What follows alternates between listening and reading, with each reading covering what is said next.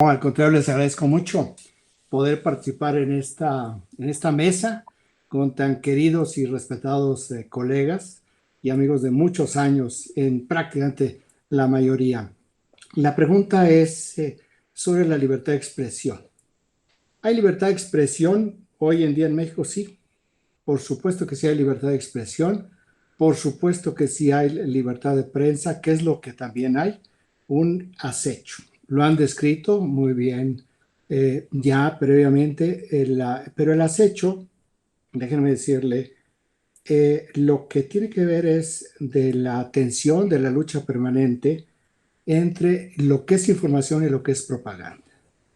Hay una parte que busca informar y hay otra parte que busca eh, simplemente diseminar propaganda para construir consensos para gobernar, que esto es muy importante, ya lo iremos viendo. Ahora, para poder lograr la propaganda, el consenso, primero para ser electo y luego para poder gobernar, se inició una campaña sistemática contra periodistas. No es nueva, ya tiene prácticamente 2 años. Viene desde la campaña presidencial del 2018, pero déjenme decirles que durante esa primera fase de la campaña presidencial, o la campaña presidencial en sí mismo, la campaña era mucho más selectiva. El gran cambio que se ha dado es que ahora es masiva, indiscriminada, e incluso contra algunas personas. Leonardo mencionaba a Carmen Aristegui, que trabajaron tanto por Andrés Manuel López Obrador y que ahora como si toma distancia o si hace una crítica con alguien que está en el corazón, en el núcleo duro de Palacio Nacional, esos mismos que hace 15 días brincaban con pompones celebrándola, ahora la atacan. Pero no me voy a detener en Carmen porque no es Carmen. Lo decía muy bien Leonardo, no es el tema de Carmen, es de decenas de periodistas, de comunicadores que han sido sometidos a esta campaña sistemática en redes, a través también de estos titiriteros que tienen en las dos primeras filas en las mañaneras, que sirven como, no diría yo como teloneros del presidente, pero sirven para colocar preguntas para que el presidente pueda de esa manera atacar, criticar, intimidar, amenazar, insultar, difamar y varios calificativos que podríamos nosotros añadirle desde el Palacio Nacional. No hay asimetría, más bien, no hay simetría, sino una profunda simetría. Él siempre dice que tiene el derecho de réplica. Sí, claro que sí tiene el derecho de réplica.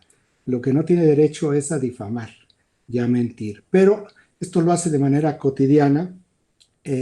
Describieron muy bien la manera como lo hace, con medias verdades, con falsedades, con imágenes, con historia distorsionada, con antecedentes que no existen, con verdades falseables, como describe, pues estoy parafraseando a Luis Estrada de Spin. Y todo este esquema que, que se retroalimenta de esta forma se lleva a las redes sociales, en donde existen tres grandes nodos diseminadores de información. Un nodo que es el entorno de Jesús Ramírez Cuevas, y a través de cuentas como precisamente Regeneración, que mencionabas, también Sin Línea y otras más, otras cuentas adicionales. El otro nodo es el de Pigmenio Ibarra, y el otro nodo es el que tiene John Ackerman. Y estos nodos tienen una serie de cuentas que son repetidoras y que son diseminadoras, y que se puede, cuando uno lleva un registro o está viendo, ni siquiera estudiando, viendo todo lo que son la cadena de nubes de las batallas en las redes sociales contra periodistas y medios de comunicación, hay una constante.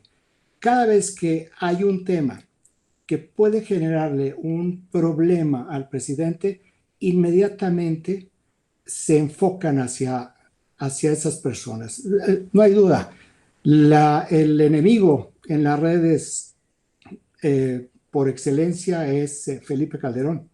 Felipe Calderón como partido, Felipe Calderón como habla, como también tiene tantos negativos Felipe Calderón, pues aprovechan esos negativos del expresidente para introducir esta batalla contra Felipe Calderón y tratar de jalar ahí a la opinión pública cibernética. Hay que recordar que en las redes, particularmente en Twitter, donde es el principal campo de batalla, no se puede suprimir ninguna información. Lo que sí se puede, como en los ríos, es cambiar el cauce.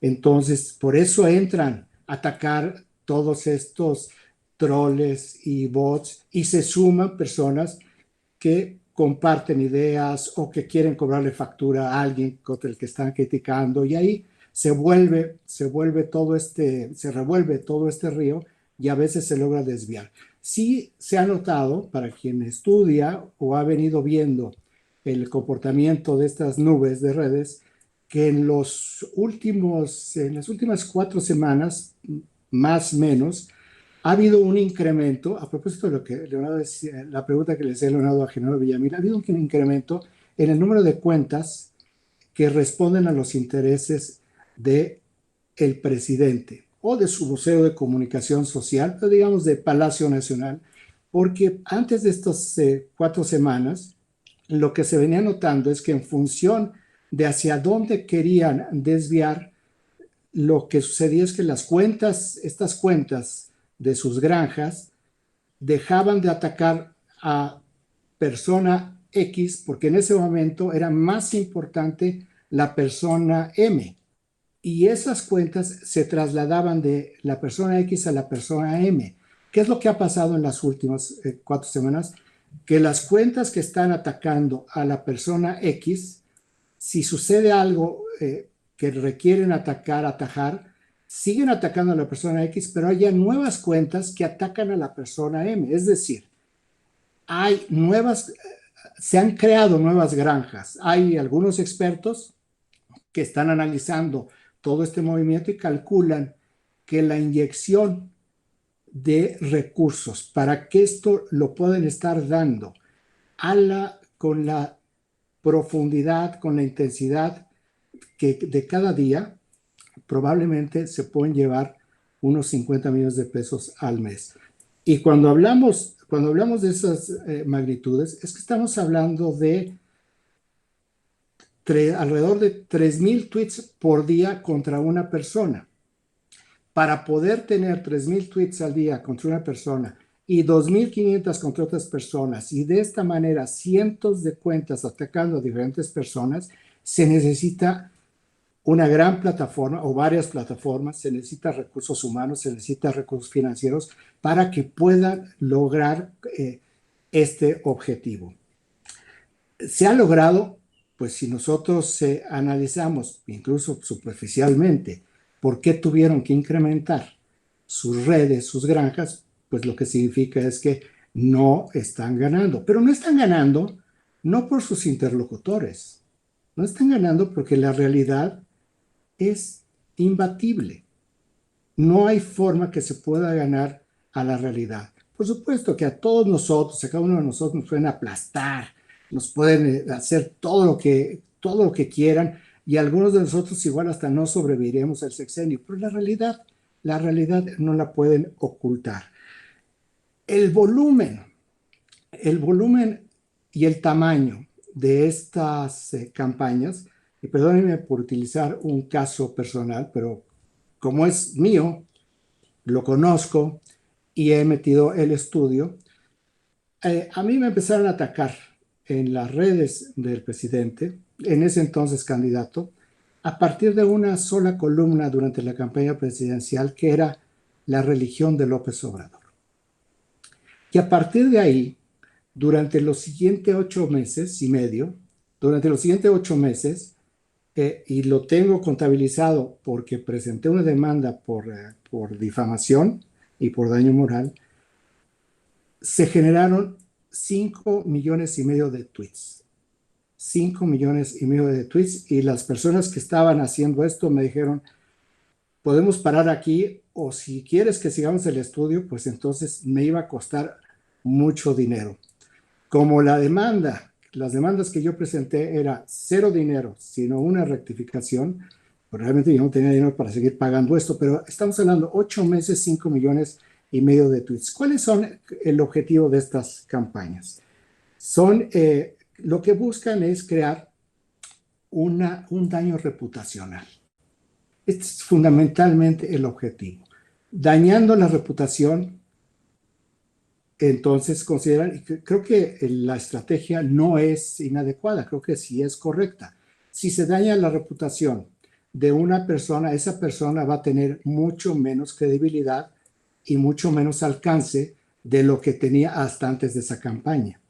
¿Qué es lo que está sucediendo? ¿Se ha dañado, ha habido un daño reputacional? Sí ha habido un daño reputacional y sin embargo, la realidad ha sido tan poderosa que ha venido compensando ese daño reputacional y lo que se pierde en un lado se recupera en el otro.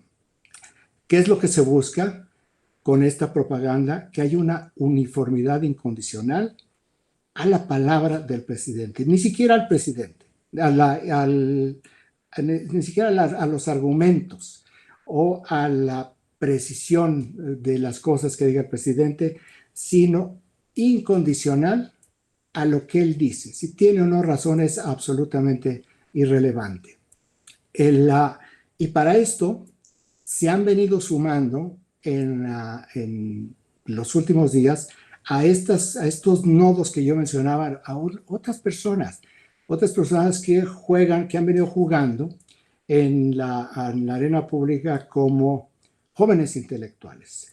Una persona que en la última semana, porque esto se puede ver, por eso menciono yo este ejemplo, que ha estado actuando de manera muy importante ya como un nodo adicional para poder diseminar este tipo de propaganda es Abraham Mendieta. Ya varios de ustedes lo habrán visto, lo habrán leído, lo habrán visto. Entonces habrán visto, podrán ustedes notar, si se meten a ver las redes de nubes, el papel que está jugando Abraham Mendieta. Ahora, y finalmente, adicionalmente a este fenómeno, hay algo que me sumo a la idea general de Demetrio Sodi que yo jamás había visto en mi vida. Y aquí algunos compañeros, Rafael Cardona, con quien hemos caminado juntos tantos años y hemos visto tantas cosas, podrá o corregirme o podrá abundar en lo que voy a decir. Nunca había visto yo en mi larga vida profesional en este país que hubiera no únicamente medios, sino columnistas abiertamente defendiendo al presidente en turno, sin pudor, sin ningún problema con el conflicto de interés. Menciono el gran periódico del conflicto de interés, La Jornada. La Jornada que, si uno revisa los 2 últimos años del gobierno de Enrique Peña Nieto, pues era el periódico del secretario de Gobernación, ¿va? Porque el secretario de Gobernación, como cada gobierno lo ha hecho desde su nacimiento, tiene que entrar al rescate financiero de un periódico terriblemente administrado. Pero aquí no me voy a meter en esa historia, sino en que tiene un columnista que es redactor de la Constitución Moral, que no pone ese deslinde en su columna, que diga, bueno, nada más les recuerdo que yo formo parte de los redactores de la Constitución Moral del presidente López Obrador, o los moneros que se agrupan en torno a, que son talentosísimos, que se agrupan en torno a El Fisgón, que es el responsable de cuadros de Morena y de la formación de cuadros ideológicos de Morena.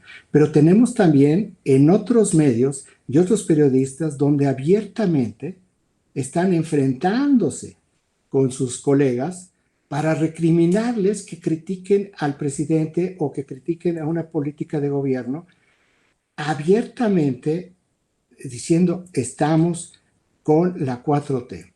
Por eso yo menciono a Rafael, que tiene una mucho mejor memoria que yo, una gran experiencia, pero yo nunca había visto esto.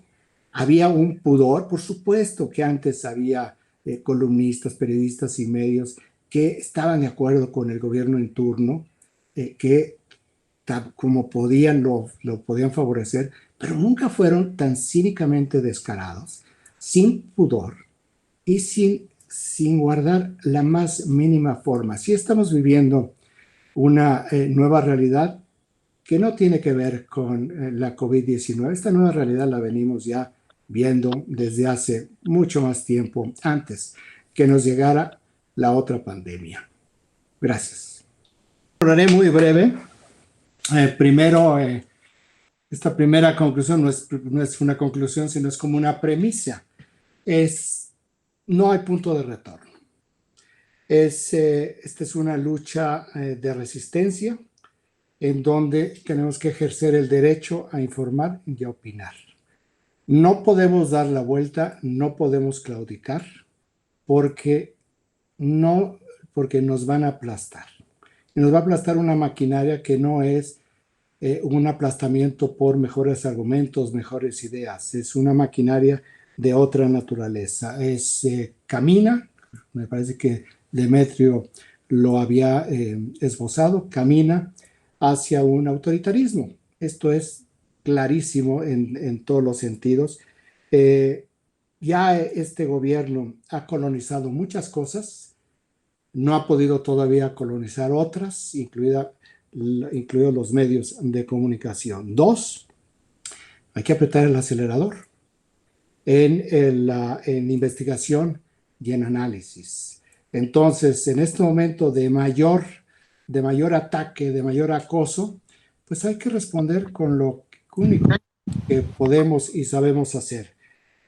Tercero, yo sí creo utilizar los instrumentos legales que tenemos en este momento. Entiendo que una de las instituciones que está colonizada es la Comisión Nacional de los Derechos Humanos, pero yo sí recomiendo, yo lo he hecho ya, ir a presentar quejas contra el presidente de la República por difamación y por incitar el linchamiento. ¿Qué es lo que va a suceder? Porque dirán, bueno, la Comisión Nacional de Derechos Humanos no es lo que fue, incluso en sus peores momentos. Sí, nada más que se sientan precedentes. Y si no se puede aquí dar una batalla, pues con esos precedentes y agotando todas las instancias, se va a tener que ir uno y va a recrear lo que sucedió. ¿Te acuerdas, Demetrio, en 1993 en la batalla por el Tratado de Libre Comercio? Que se transfirió la arena de discusión política de los asuntos internos mexicanos a Washington. Si aquí se nos cierran los espacios, pero nosotros agotamos las instancias, tenemos el mundo. Y ahí es donde tenemos que protegernos, blindarnos jurídicamente, pero aquí adentro la lucha es la que tenemos que hacer nosotros.